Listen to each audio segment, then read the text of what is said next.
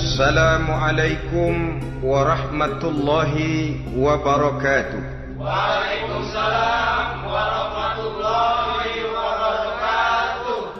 Bismillahirrahmanirrahim. Alhamdulillahi rabbil alamin. Wassalatu wassalamu ala ashrafil anbiya'i wal mursalin, Sayyidina wa maulana Muhammadin wa ala alihi wa ashabihil mujahidin at-tahirin, amma ba'du. Saudara-saudara kaum muslimin rahimakumullah. Agama mengajarkan bahwa di dalam melaksanakan segala macam pekerjaan hendaklah dilaksanakan dengan penuh hati-hati dan perhitungan. Dikatakan dalam pepatah, fit ta'annis salamah wa fil ajalatin nadamah. Di dalam keberhati-hatian itu ada keselamatan, dan di dalam sikap tergesa-gesa, di dalam sikap terburu-buru biasanya mengandung penyesalan. Tetapi ada 5 perkara yang malah memang harus dikerjakan secara buru-buru. Apa yang 5 perkara itu? Pertama, mengubur jenazah. Tidak baik kalau jenazah itu disemayamkan sampai 2-3 hari di rumah. Dan yang lebih baik mengubur jenazah itu adalah di tempat di mana dia meninggal. Contohnya adalah baginda Nabi. Beliau kelahiran Mekah. Beliau wafat di Madinah, maka di Madinah itulah beliau dimakamkan dan bukan di kota Mekah. Karena prinsipnya agama menginginkan kemudahan dan tidak menginginkan kesukaran. Hal kedua yang harus dikerjakan dengan segera ialah mengawinkan anak perempuan. Apabila kita mempunyai anak perempuan, sudah sampai usianya untuk memasuki ambang pintu pernikahan, dan dia sudah minta untuk dinikahkan, maka segeralah orang tua menikahkannya atau mengawinkannya. Sebab biasanya anak perempuan, apalagi di zaman sekarang, kalau tidak segera dikawinkan oleh orang tuanya, dikhawatirkan dia akan kawin sendiri. Dan itu tentu akhirnya akan merepotkan kedua orang tuanya. Hal ketiga yang harus dikerjakan dengan segera dan buru-buru ialah membayar hutang. Apabila kita sudah berhutang kepada seseorang dan sudah ada uang untuk membayarnya, bersegeralah untuk membayar. Sebab kalau ditunda besok, lusa atau hari minggu depan, dikhawatirkan uangnya akan terpakai untuk kepentingan-kepentingan yang lain, dan hutang akan tetap tinggal hutang, tidak pernah terbayar adanya. Hal keempat yang harus disegerakan ialah menghidangkan makanan untuk orang musafir yang kebetulan menjadi tamu di rumah kita. Dan hal yang kelima yang harus dilakukan dengan buru-buru, dengan segera, bertaubat apabila mengerjakan perbuatan dosa.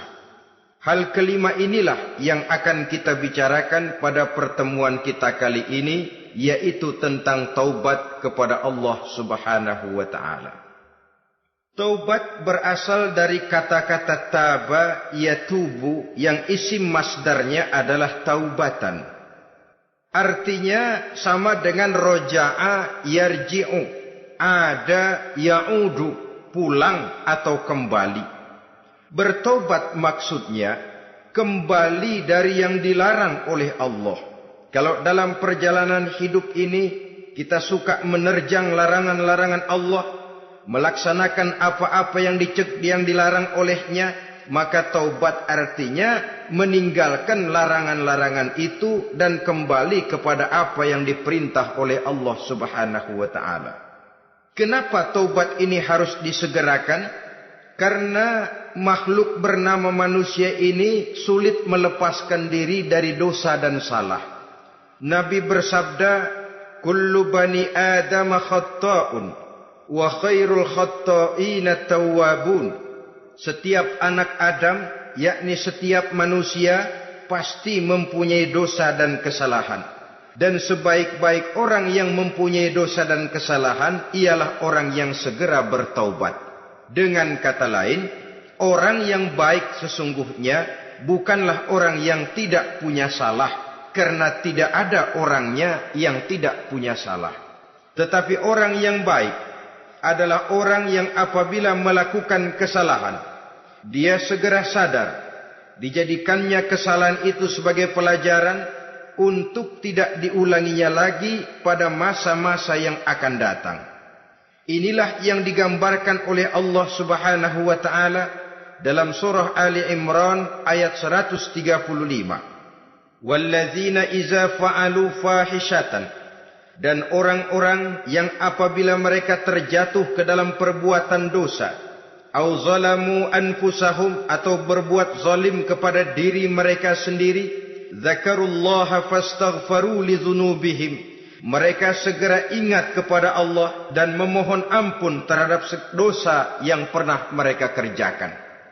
Saudara-saudara kaum muslimin rahimakumullah, sejak awalnya iblis memang sudah memproklamirkan diri di hadapan Allah Subhanahu wa taala. Apa kata iblis? Ya Rabbi wa izzatika la azalu aghwi bani Adam ma damat arwahuhum fi ajsadihim. Ya Allah, demi kemuliaan-Mu saya bersumpah, kata iblis, saya akan selalu memperdayakan anak-anak Adam. Saya akan selalu menggoda manusia selama ruh mereka masih ada di dalam jasad mereka. Jadi selama ruh masih ada di dalam jasad, selama itulah iblis akan selalu berusaha menggelincirkan manusia untuk jatuh ke tempat-tempat salah dan ke tempat-tempat dosa. Tetapi kemudian Allah juga memberikan jaminan.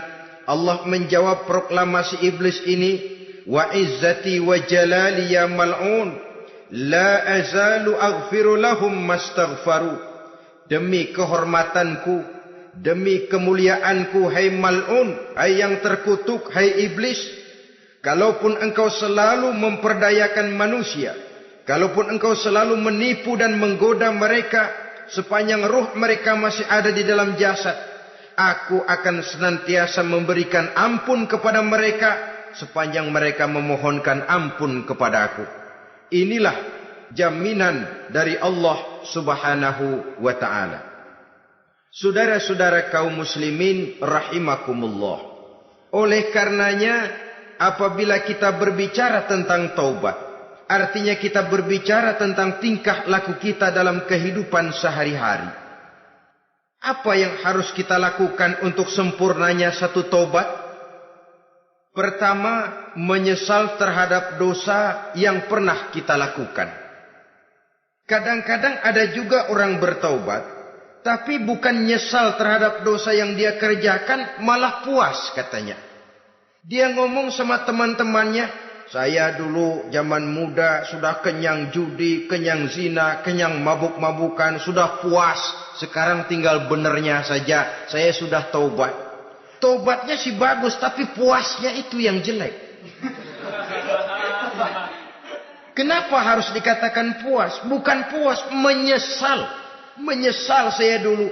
Kenapa hanyut terjebak dosa? Kenapa tenggelam di meja judi? Kenapa tenggelam di minum-minuman keras? Kenapa hanyut kepada perbuatan munkar dan maksiat? Saya menyesal sekali. Menyesal diperintah dan bukan malah puas. Dari rasa menyesal ini nanti timbul hal yang kedua, yaitu berniat tidak akan mengulangi lagi perbuatan dosa. Kalau menyesal tapi masih diulangi lagi, itu belum taubat yang sebenarnya. Saya kapok, menyesal, tidak mau minum minuman keras lagi. Besok tidak ada minuman keras, malah pusing, nyari kesana kemari. Itu belum taubat yang sebenarnya. Jadi setelah menyesal, berniat tidak akan mengulangi lagi perbuatan dosa itu. Kalau menyesal tapi masih diulanginya lagi, itu sama saja dengan main-main. Saudara-saudara kaum muslimin rahimakumullah, barangkali itu yang orang namakan dengan taubat sambal namanya. Kita kalau makan nasi pakai sambal, pedesnya bukan main, repot, marah, ngomel. Gila, sambal pedes bukan main, tobat sama sambal. Tobat sama sambal katanya. Tapi 2-3 hari kemudian dia makan lagi, nggak ada sambal, nyari. Kemarin sudah taubat, 2 hari kemudian malah nyari. Ini bukan taubat yang sebenarnya. Penyesalannya tidak diiringi dengan berniat untuk tidak mengulangi perbuatan dosa itu selama-lamanya. Saudara hadirin, kita sudah taubat, tidak mau lagi minum minuman keras. Datang teman, minum ya. Enggak mau. Kenapa? Saya sudah taubat. Yang benar. Benar. Kalau dibayarin, tahu dah. Jadi rupanya taubatnya itu cuma karena nggak ada yang bayarin. Begitu datang yang bayarin, berangkat lagi. Itu belum lagi merupakan taubat yang sebenarnya. Begitu juga kita taubat dari meja judi. Pada waktu sudah buras, bangkrut, habis-habisan, mungkin menyesal, mungkin bertobat. Inilah akibatnya judi, rumah tangga berantakan, harta buras, anak terlantar, uang tidak ada. Tobat, saya tidak mau lagi-lagi tenggelam di meja judi. Pada saat kondisinya bangkrut, itu yang diucapkan. Tapi 2-3 hari, 4-3 minggu, 1 bulan kemudian rezekinya banyak, makmur lagi, usahanya maju lagi, lupa lagi dia kepada ucapan sebelumnya, akhirnya sedikit demi sedikit tenggelam kembali di meja judi. Ini pun belum merupakan taubat yang sebenarnya. Jadi untuk sempurnanya taubat, yang pertama menyesal terhadap dosa yang telah dilakukan, yang kedua berjanji tidak akan mengulangi lagi, kemudian yang ketiga meninggalkan perbuatan jahat itu untuk selama-lamanya. Dengan kata lain, kalau memang taubat tidak mau minum lagi, talak 3 itu minuman keras. Kalau memang niat tidak akan berjudi lagi, talak 3 itu segala macam bentuk perjudian. Meninggalkan perbuatan jahat. Yang keempat, menunaikan semua fardu dan kewajiban.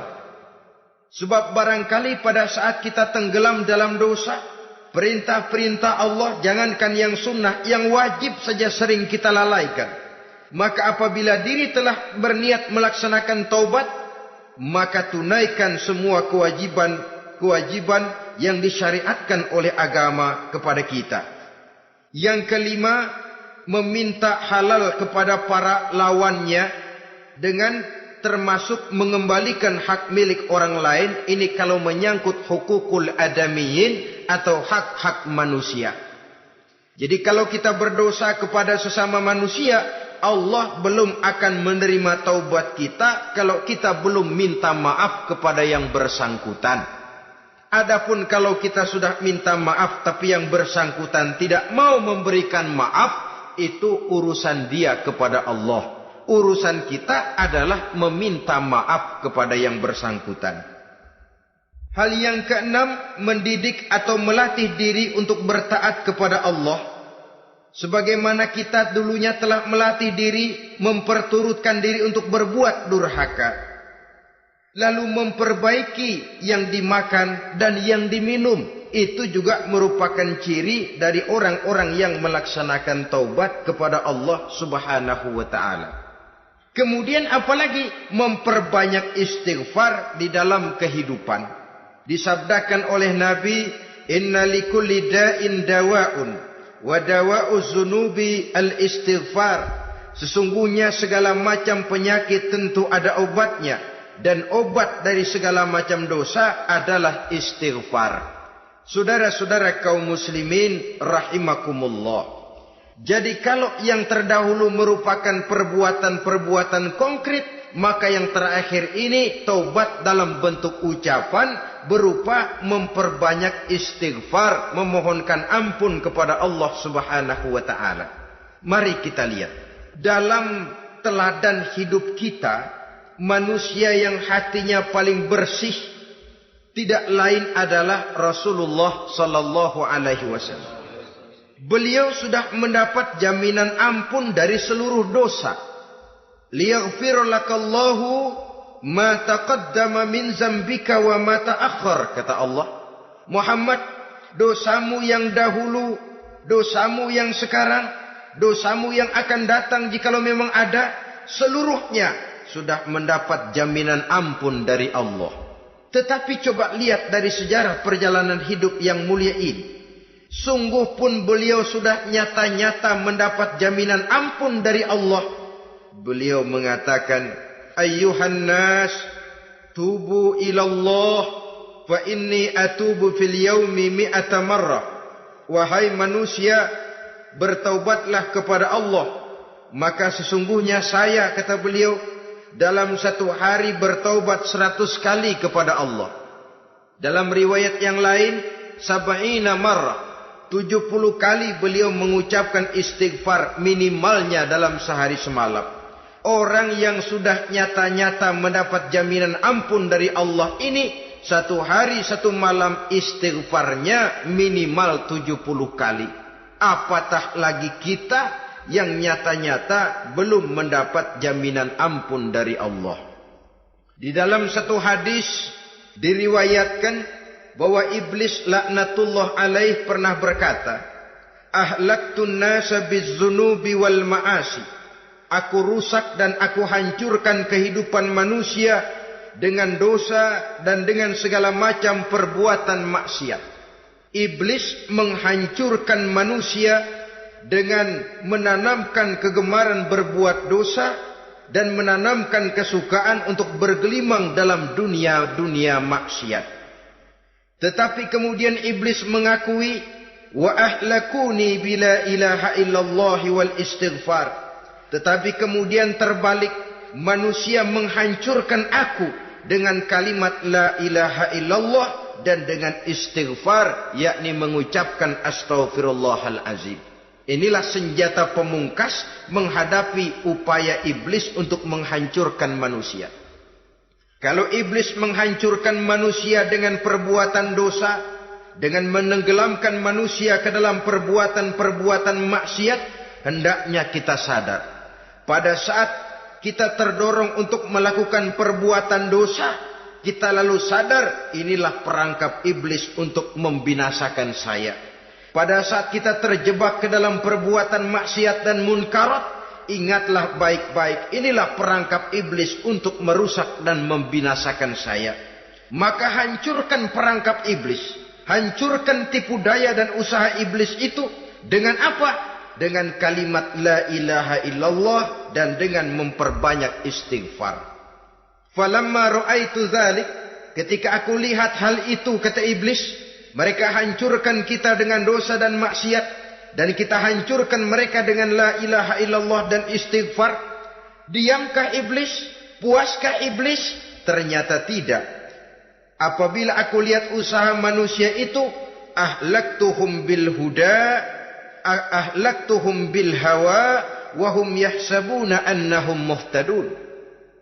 Apabila mereka hancurkan aku dengan la ilaha illallah dan istighfar, maka aku kembali menghancurkan mereka dengan mempergunakan hawa nafsu, sehingga mereka menyangka bahwa mereka adalah orang-orang yang mendapat petunjuk. Ditanamkan dalam diri kita perasaan bahwa kitalah orang yang paling benar. Itu pun tipu daya iblis.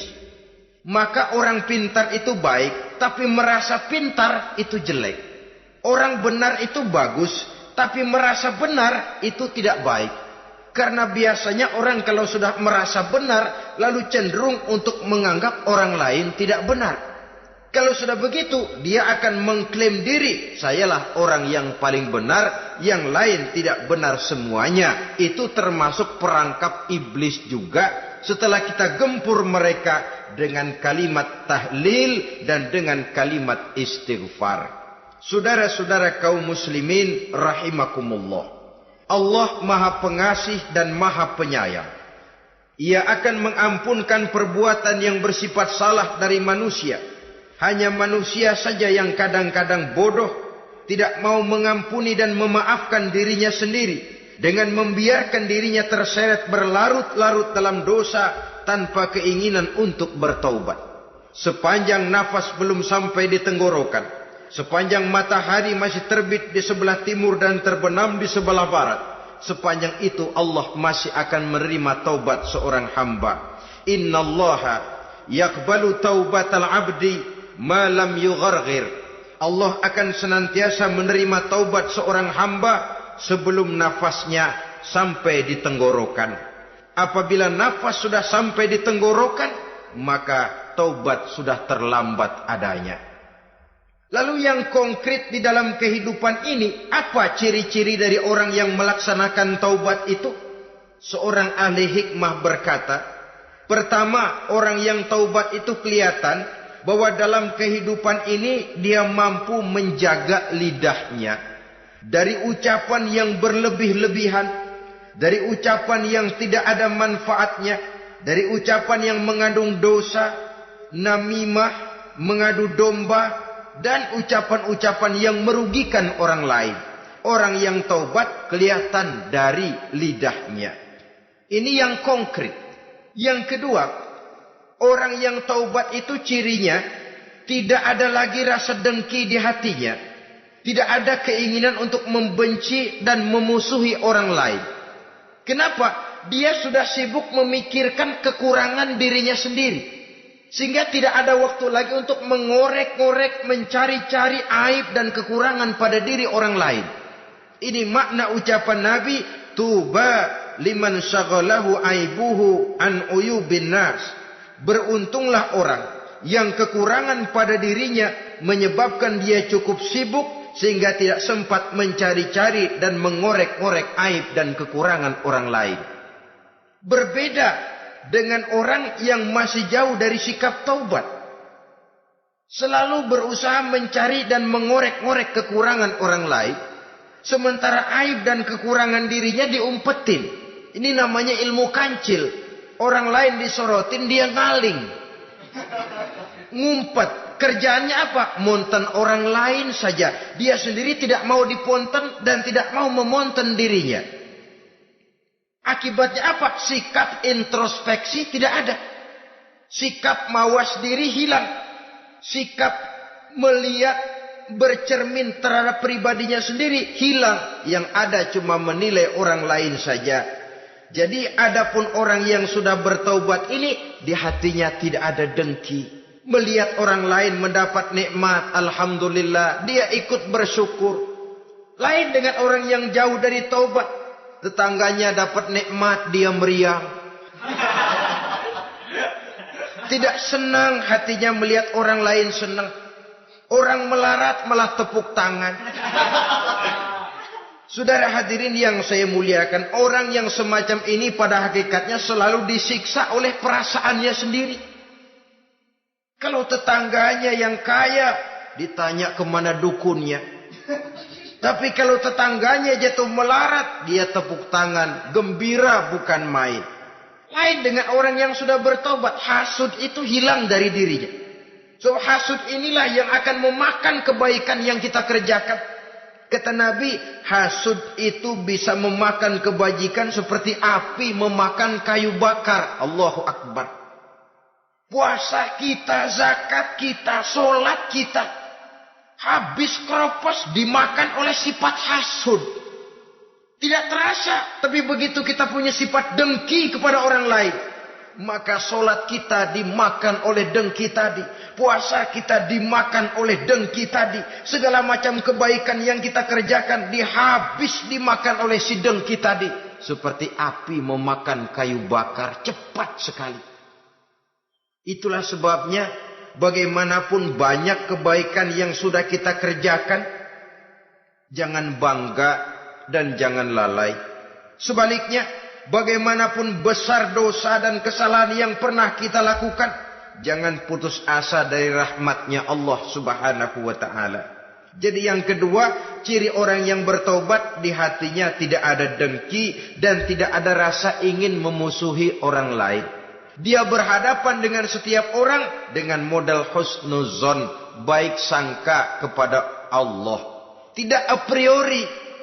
Kadang-kadang ada orang ketemu saja baru tapi sudah punya rasa jelek. Diperturutkannya suuzonnya. Yang ketiga, ciri orang bertaubat itu menjauhkan diri dari pergaul dengan orang-orang jahat. Sebab kita tahu bahwa pergaulan sangat besar pengaruhnya dalam ikut membentuk kepribadian manusia. Asyariku wa fi syarri syarrun. Bersekutu dengan kejahatan biasanya ikut jadi jahat. Walaupun secara langsung tidak melakukan kejahatan, tapi sudah termasuk dalam jamaah yang jahat juga namanya. Saudara-saudara kaum muslimin, bukan berarti orang yang taubat lalu tidak mau bergaul itu juga mencerminkan keangkuhan diri. Bergaul dia bergaul, tetapi kepada orang-orang yang jahat ia sekedar menghindarkan diri pergaulannya itu dari kejahatan yang bisa ditimbulkan oleh orang-orang jahat tadi. Ciri yang keempat dari orang yang bertaubat, dia mempersiapkan diri untuk menghadapi mati. Mempersiapkan diri. Sebagaimana kita tahu, kalau kita akan pergi ke luar kota, tentu kita membawa bekal. Makin jauh perjalanan, makin banyak bekal yang harus kita bawa. Hidup ini adalah perjalanan panjang yang kita juga memerlukan bekal dalam kehidupan. Orang yang bertobat, orang yang mempersiapkan diri untuk menghadapi maut dan menghadapi hari-hari sesudah maut itu datang. Menghadapi kehidupan di alam barzakh, menghadapi kehidupan di alam akhirat dan selanjutnya. Dia mempunyai persiapan sehingga kapan maut datang dia sudah punya persiapan lebih dahulu. Saudara, kalau kita siap dipukul orang, pada saat pukulan itu datang, rasanya sakitnya agak lebih kurang daripada kita tidak pernah siap untuk dipukul. Walaupun bobot pukulannya sama, tapi kita akan lebih punya daya tahan kalau kita sudah siap. Oleh karena itu, orang yang bertobat, orang yang mempunyai persiapan untuk menghadapi mati. Tidak hanya untuk menghadapi mati, tapi juga menghadapi hidup di seberang kematian nanti. Maka karenanya dia sibuk dengan dunianya, tapi juga dia lebih sibuk dengan akhiratnya. Dia tenggelam dalam berbagai macam kesibukan dunia, lain saat dia memfanakan diri untuk membekali diri menghadapi kehidupan sesudah hidup yang sekarang ini. Ciri-ciri ini tentu akan kelihatan dari gerak hidup seseorang. Saudara-saudara kaum muslimin rahimakumullah. Jadi dengan kata lain, kalau kita kembali kepada surah Ali Imran ayat 135 tadi, apabila dalam kehidupan terjebak kita kepada perbuatan dosa atau zalim kepada diri sendiri, zakarullah, segeralah mengingat Allah. Fastaghfaru li dzunubihim, dan segera memperbanyak istighfar, memohon ampun kepada Allah Subhanahu wa taala, sebab dosa dalam Islam hanya bisa ditebus dengan taubat. Bukan dengan uang, bukan dengan beras, bukan juga dengan piagam. Dosa dalam Islam hanya bisa ditebus dengan melaksanakan taubat kepada Allah. Dan untuk bertaubat tidak usah ngulur waktu. Besok saja, bulan depan saja, tahun depan saja, nanti saja kalau sudah agak sedikit tua. Ibarat diri kita ini kaca, kata Imam Ghazali, maka dosa adalah debu. Apabila kaca kena debu, sedikit nempel debu lalu dilap, sedikit nempel debu terus dilap lagi, insya Allah kaca akan tetap bersih. Tapi kalau kita menunggu debu sampai banyak, apalagi sampai berurat, berkarat, nanti akan sulit membersihkannya. Demikian hati manusia itu. Kalau sudah dihinggapi oleh dosa, ditumpuknya lagi, berkarat dosa dalam hati, biasanya berat untuk melaksanakan taubat. Untuk lebih meningkatkan pengertian kita tentang ciri dari orang-orang yang bertaubat, mari kita ikuti sebuah dialog yang pernah terjadi antara Rasul dengan para sahabat.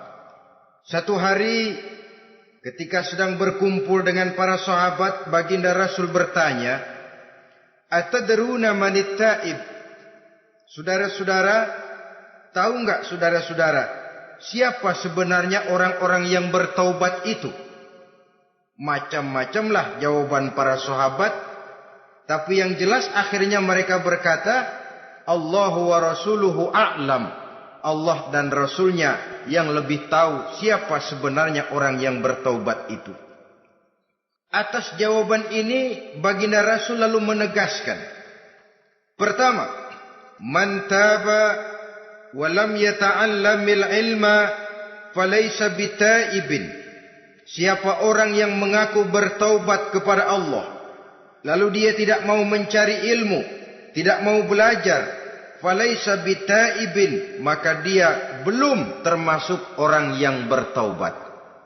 Jadi di sini jelas bahwa bukan hanya dari dosa kita bertaubat, juga bertaubat dari kebodohan.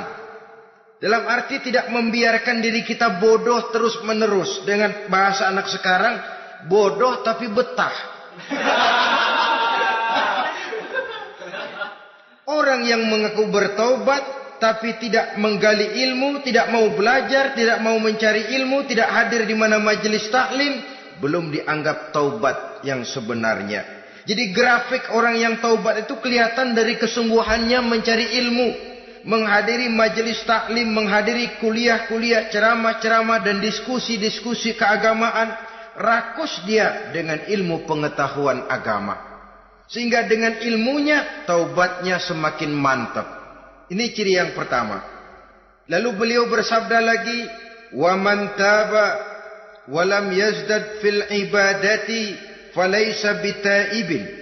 Barang siapa yang mengaku bertaubat tapi ibadahnya tidak tambah-tambah, maka dia belum termasuk orang yang taubat. Orang yang bertaubat ada grafik peningkatan ibadahnya. Jadi kalau mulutnya taubat, minta ampun, tapi ibadahnya gitu-gitu aja, belum merupakan taubat yang sebenarnya. Jadi pada saat dia melaksanakan taubat, memproklamirkan diri untuk kembali ke jalan Allah, nilai ibadahnya meningkat.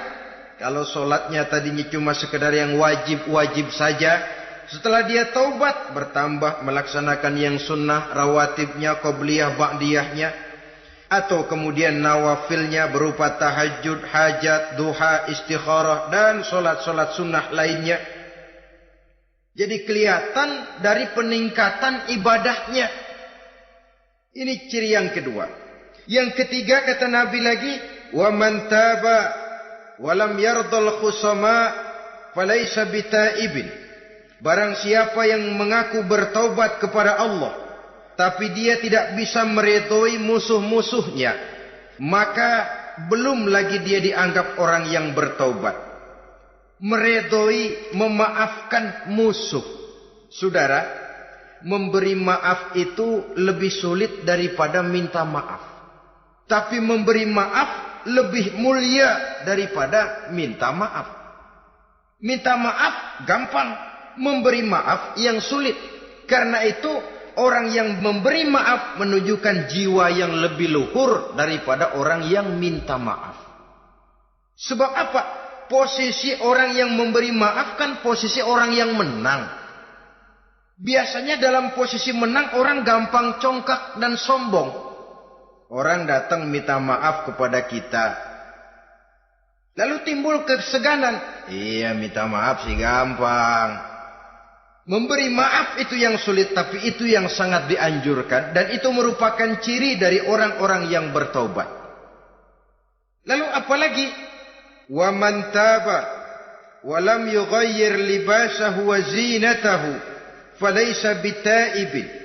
Barang siapa yang mengaku bertaubat, tetapi pakaian dan perhiasannya tidak berubah, maka dia belum lagi dianggap bertaubat. Orang bilang pakaian memang kulit, yang penting isi. Tetapi bagaimanapun kulit mencerminkan isi. Dari pakaian kita bisa mengkaji kepribadian seseorang. Saya berpendapat bahwa pakaian penting, kulit juga penting. Kulit penting, isi penting. Kulit tanpa isi tidak ada artinya. Isi tanpa kulit juga meragukan orang. Wah, yang penting kan isinya, kulitnya gimana saja. Saya mau tanya, saudara dapat duren di jalanan, isi aja nggak ada kulitnya. Kira-kira dimakan nggak duren? Paling kurang akan menimbulkan keraguan, jangan-jangan sudah dicampur racun ini. Jadi dengan demikian orang yang bertaubat ini kelihatan dari cara berpakaian, cara berhias diri, tidak over. Dia kembali kepada fungsi berpakaian. Dalam Islam kan sesungguhnya fungsi pakaian itu yang paling utama. Pertama, nutup aurat. Itu ukurannya. Yang kedua, pantas. Yang ketiga, baru soal mode. Di zaman kita sekarang terbalik. Mode nomor 1, pantas belakangan, nutup aurat apa tidak nomor 16.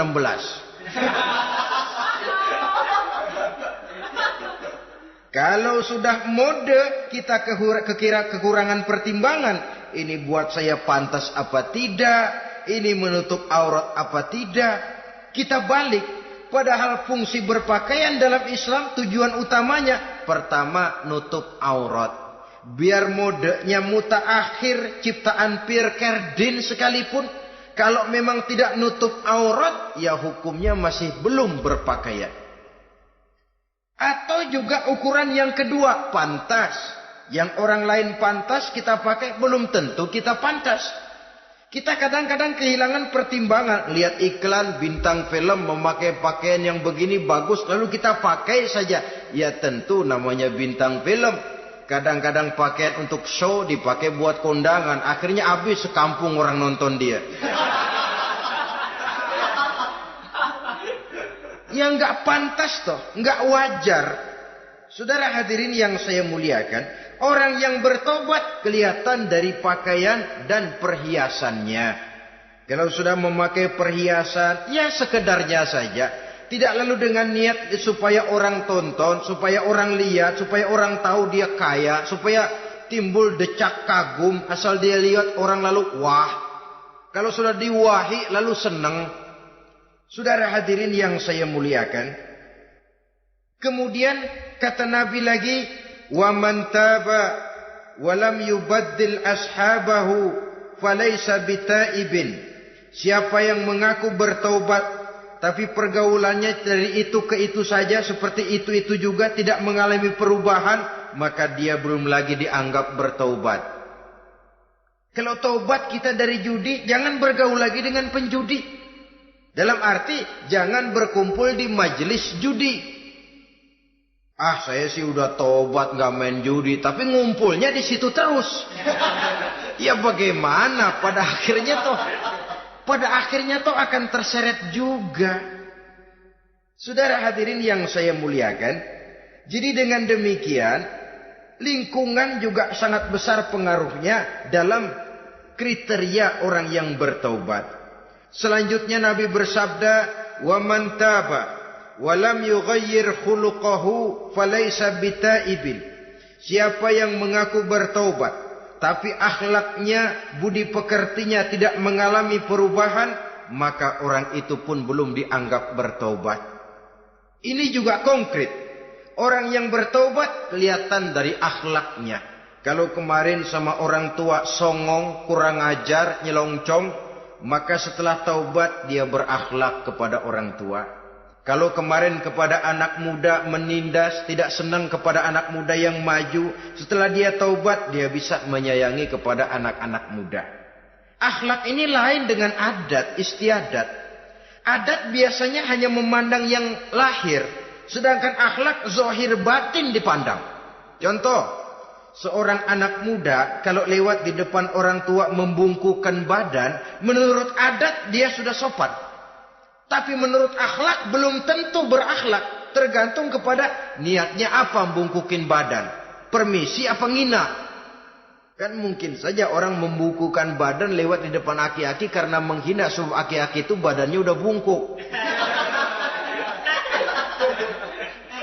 Jadi gerakan zahir yang baik yang diiringi dengan niat yang baik, itulah cerminan daripada akhlak.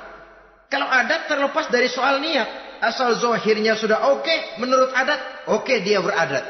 Niatnya apa? Adat tidak pernah menilai. Maka orang yang bertaubat pun kelihatan dari akhlaknya. Dan akhlak itu adalah keseluruhan tingkah hidup manusia. Cara berjalan ada akhlak. Cara makan ada akhlak. Cara duduk ada akhlak. Cara tidur ada akhlak. Sehingga pantas ketika Siti Aisyah ditanya, Aisyah, Rasulullah itu akhlaknya apa sih? Beliau menjawab, karena Rasulullah khuluquhul Quran. Rasulullah itu akhlaknya Quran. Sehingga di kalangan ilmuwan lalu ada ungkapan bahwa Nabi Muhammad adalah Quran berjalan. Maksudnya seluruh konsepsi Quran sudah diterjemahkan dalam kehidupan Nabi. Maka tidak heran kalau Islam mengatur kehidupan manusia sejak yang sekecil-kecilnya sampai yang sebesar-besarnya. Cara berpakaian ada akhlaknya, kan begitu toh dalam Islam. Saudara diri di depan kaca, ngaca, ada akhlaknya, ada bacaannya. Allahumma kama hassanta khalqi fahassin khuluqi. Sampai saudara masuk ke dalam WC sekalipun ada akhlaknya. Karena akhlak adalah keseluruhan gerak hidup manusia. Orang yang bertobat kelihatan dari perubahan akhlaknya. Kemudian beliau bersabda, "Wa man taba wa lam yatwi firashahu wa bisatahu falaysa bitaibin." Siapa orang yang mengaku bertobat tetapi dia tidak menggulung tempat tidur dan spraynya, maka dia belum dianggap bertobat. Ini bahasa kinayah. Menggulung spray, melipat tempat tidur artinya lebih banyak ibadahnya daripada tidurnya. Kalau ngaku taubat tapi sehari 24 jam, 22 jam tidur, cuma 2 jam ibadah, ya belum mencapai kriteria itu. Dengan kata lain, orang apabila sudah memproklamirkan diri untuk taubat, menyingsingkan lengan baju, melipat spray, menggulung tempat tidur. Bukan berarti dia tidak tidur-tidur, tetapi bersiap diri untuk melaksanakan ibadah yang pada saat dia terjebak dalam dosa, sudah banyak ibadah yang ditinggalkannya. Saudara-saudara kaum muslimin rahimakumullah. Kemudian beliau bersabda pula, "Wa man taba wa lam yatasaddaq falaysa bitaibin." Barang siapa yang mengaku bertobat, kemudian dia tidak menyedekahkan karunia yang diberikan Allah kepadanya, maka taubatnya belum lagi dianggap taubat yang sebenarnya. Faman istabana minal abdi hazihil khisal fahuwa taibun haqqa. Apabila nyata tanda-tanda ini pada diri seorang hamba, maka barulah taubatnya dinamakan taubat yang sebenarnya. Jadi untuk taubat itu ada 2 jalan yang bisa kita tempuh. Pertama, taubat dengan lisan. Taubat dengan ucapan. Dalam artian apa? Memperbanyak istighfar. Istighfar yang mana? Yang mana yang mungkin saja. Kalau waktunya sempit ya istighfar yang pendek-pendek. Astaghfirullah, astaghfirullah, astaghfirullah. Mau yang lebih panjang, astaghfirullahalazim, allazi la ilaha illa huwal hayyul qayyum wa atubu ilaih min jami'il ma'asi waz zunub, la haula wala quwwata illa billahil aliyyil azim. Ada waktu yang lebih panjang lagi membaca sayyidul istighfar. Tiap kali berbuat jahat, tiap kali diiringi dengan istighfar. Nah, ini yang bisa runtuh dengan istighfar ini dosa apa? Dosa yang ringan, dosa yang biasanya dilakukan oleh panca indera kita. Mata, ini dosa mata, insya Allah bisa runtuh dengan istighfar. Ngelihat yang haram, cepat nunduk, astagfirullah. Habis nunduk jangan ngeliatin lagi.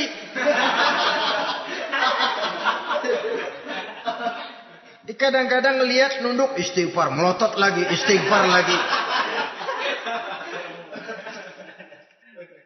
Saudara hadirin yang saya muliakan, kata Imam Ali, nazratul ula laka wasaniyatu alaika. Ini dalam menjaga mata.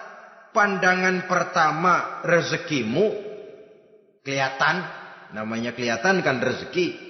Pandangan pertama rezekimu, ulangannya dosamu. Ulangannya ini yang bisa membawa dosa.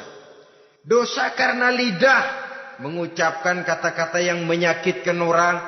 Dengan istighfar, insya Allah runtuh. Adapun dosa-dosa besar lainnya, tentu harus dengan perbuatan. Tidak cukup dengan sekedar istighfar saja. Perbuatannya apa? Itulah seperti yang sudah saya sampaikan pada ciri-ciri orang yang bertaubat tadi. Oleh karenanya, beruntunglah kita masih diberikan umur oleh Allah. Sehingga segala dosa dan kesalahan yang kita lakukan, kita masih punya kesempatan untuk mengadakan pemutihan, bertaubat kepada Allah. Nah, apa kemudahan yang diberikan Allah kepada orang yang melazimkan istighfar di dalam hidupnya? Pertama kata Nabi, man lazimal istighfar, siapa orang yang melazimkan, membiasakan diri istighfar, diberikan keistimewaan oleh Allah. Pertama, ja'alallahu lahu min kulli dhikin makhraja. Allah akan memberikan jalan keluar untuknya dari segala macam kesulitan. Hidup ini kan problem. Makin tinggi status sosial, makin banyak urusan. Urusan akan selesai apabila hidup di dunia selesai. Kita menyangka orang lain lebih enak dari kita. Padahal tiap orang punya urusan. Yang namanya enak barangkali persis seperti pelangi biang lala itu. Tidak pernah di atas kepala kita, di atas kepala orang lain saja. Begitu kita memandang keenakan dalam hidup ini. Petani bilang pedagang enak, pedagang bilang petani enak. Tapi begitulah keenakan itu. Orang yang melazimkan istighfar, dia akan diberikan jalan keluar dari segala macam kesulitan. Menurut perhitungan otak, deadlock, buntu, tidak sanggup lagi, entah bisa terwujud dan terlaksana. Allah memberikan jalan keluar dari segala kesulitan. Saudara, kalau Allah sudah memberikan jalan keluar dari kesulitan, siapa lagi yang bisa bikin sulit kita? Kalau Allah yang memberikan jalan keluar, everything is running well katanya. Semua urusan bisa jalan dengan lancar. Tapi tanpa istighfar, jauh kita dari Allah. Jalan yang sudah lapang pun bisa jadi sempit. Urusan yang sudah nyata akan selesai pun bisa jadi injelimet. Dan jalan yang tadinya tidak berliku-liku pun bisa berliku-liku. Ini faktor yang di luar perhitungan matematis.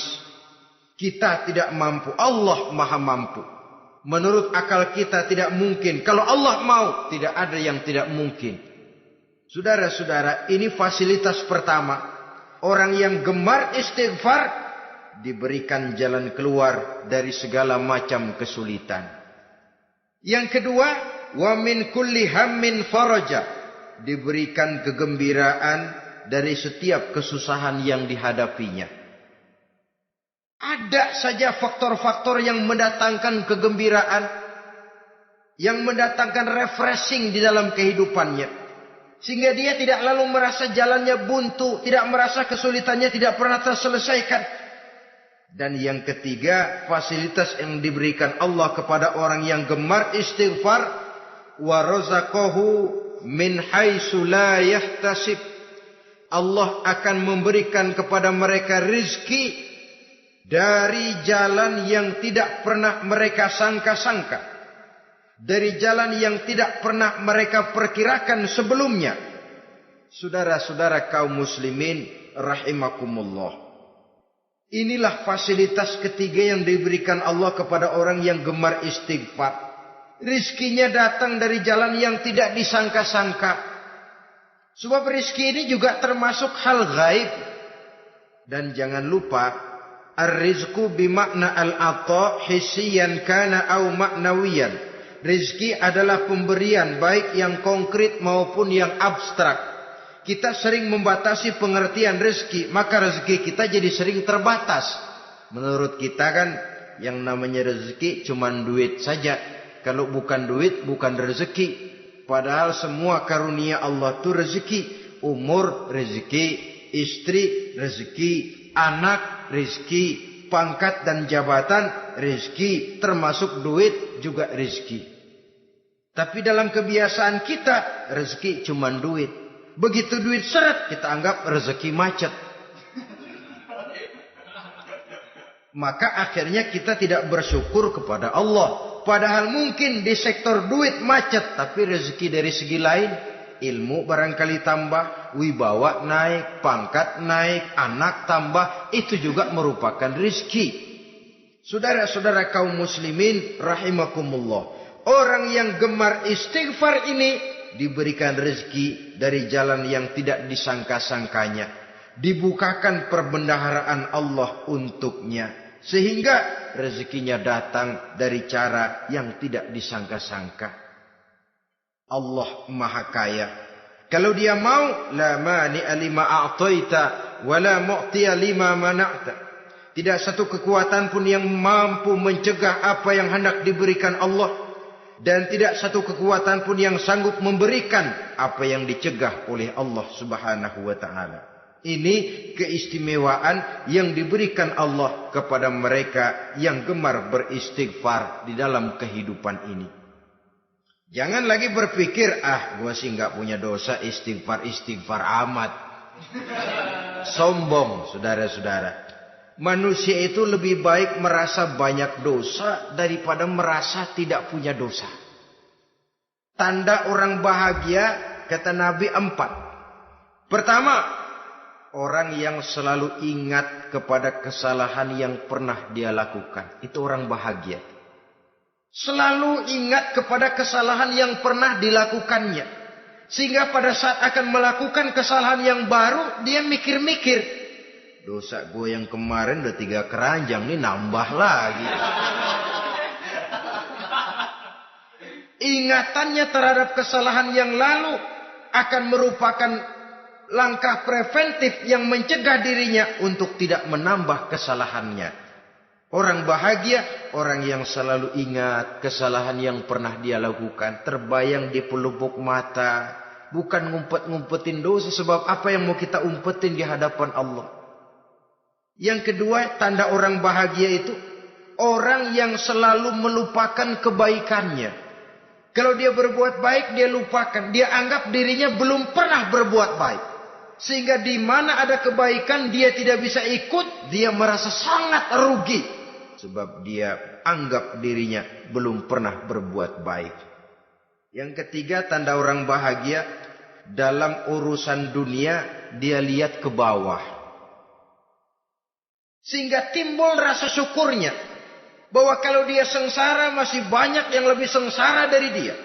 Bahwa kalau dia miskin masih jauh lebih banyak yang miskin dari dia. Bahwa kalau dia menemui kesulitan masih banyak yang jauh lebih sulit dari dia. Dengan cara itu jiwanya akan lapang, hidupnya akan tenang, dan dia tidak pernah ingkar kepada nikmat yang diberikan Allah. Sebaliknya yang keempat, tanda orang bahagia itu dalam urusan akhirat dia lihat ke atas. Dunia lihat yang bawah, akhirat lihat yang atas. Kalau dia bisa sholat, kenapa saya tidak? Kalau dia sanggup puasa, kenapa saya tidak? Kalau dia bisa baca Quran, kenapa saya tidak? Timbul panas, nyontoh ibadah mendatangkan kebahagiaan. Rakus ibadah malah dianjurkan, rakus dunia malah tercela. Nah, lawanannya orang celaka, saudara-saudara. Orang celaka juga tandanya 4 lawanan yang tadi itu. Pertama, orang yang selalu melupakan kesalahannya. Kalau berbuat dosa lupa, sok bersih. Alah, dosa gue mah dikit. Saudara hadirin yang saya muliakan.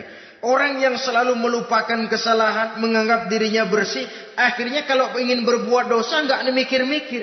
Tidak ada lagi yang ditimbang-timbang. Selanjutnya, yang kedua, orang celaka itu orang yang selalu mengingat kebaikannya. Akhirnya apa? Timbul sifat nepuk dada, membanggakan jasa. Lahirlah pahlawan-pahlawan kesiangan. Selalu membanggakan diri, nepuk dada. Kalau enggak saya. Itu masjid, kalau enggak saya. itu pesantren kalau enggak saya, itu umat kalau enggak saya.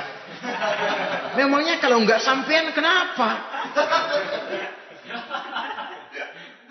Orang yang celaka adalah orang yang selalu menghitung-hitung kebaikan yang pernah dikerjakannya. Keikhlasannya kurang, makin dia hitung, makin kurang nilai pahalanya. Makanya kalau berbuat baik, ya anggap saja buang sampah, gak usah ditengok-tengok, gak usah diingat-ingat, dan gak usah mengharap orang yang kita tempat berbuat baik akan membalas kebaikan. Saudara hadirin yang saya muliakan, yang ketiga tanda orang celaka dalam urusan dunia melihatnya ke atas. Panasnya timbul, syirik dan dengkinya naik, rakusnya jadi. Timbul sifat panasnya itu, tidak mau ngerti. Kalau tetangga saya bisa beli kulkas, kenapa saya tidak? Kalau tetangga saya bisa beli motor, kenapa saya tidak? Kalau tetangga saya bisa beli mobil, kenapa saya tidak? Gaji nggak cukup, tuyul piara.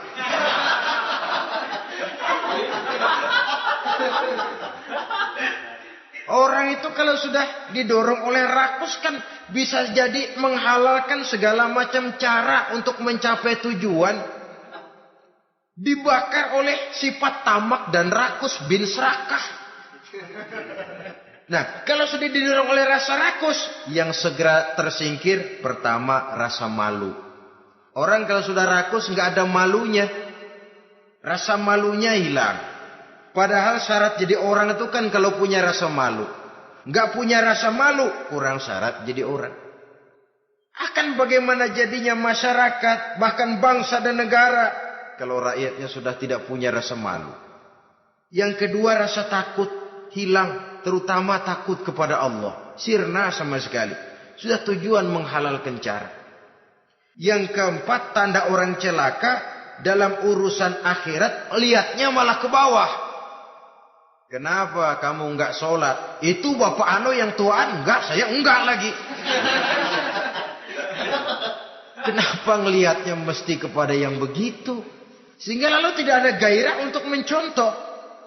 Saudara-saudara kaum muslimin rahimakumullah. Walaupun serba singkat oleh karena terbatasnya ruang pembicaraan ini, mudah-mudahan bisa memberikan gambaran sepintas tentang ciri-ciri orang yang bertaubat. Dengan harapan, marilah kita menjadi orang yang bertaubat sebenarnya. Dengan ciri menyesal terhadap dosa yang pernah kita lakukan, meninggalkan perbuatan jahat, dan berjanji tidak akan mengulangi lagi perbuatan jahat itu. Kalau dia menyangkut hak-hak manusia, maka hak itu harus kita kembalikan, dan kepada yang bersangkutan kita harus meminta maaf. Apabila ditambah dengan kegiatan lisan, memperbanyak istighfar dalam kesempatan yang mungkin di sepanjang perjalanan hidup ini. Ini sajalah yang kita bicarakan pada pertemuan kali ini. Terima kasih atas segala perhatian. Mohon maaf atas segala kekurangan. Usikum wa nafsi bitaqwallah. Wassalamualaikum warahmatullahi wabarakatuh. Waalaikumsalam warahmatullahi wabarakatuh.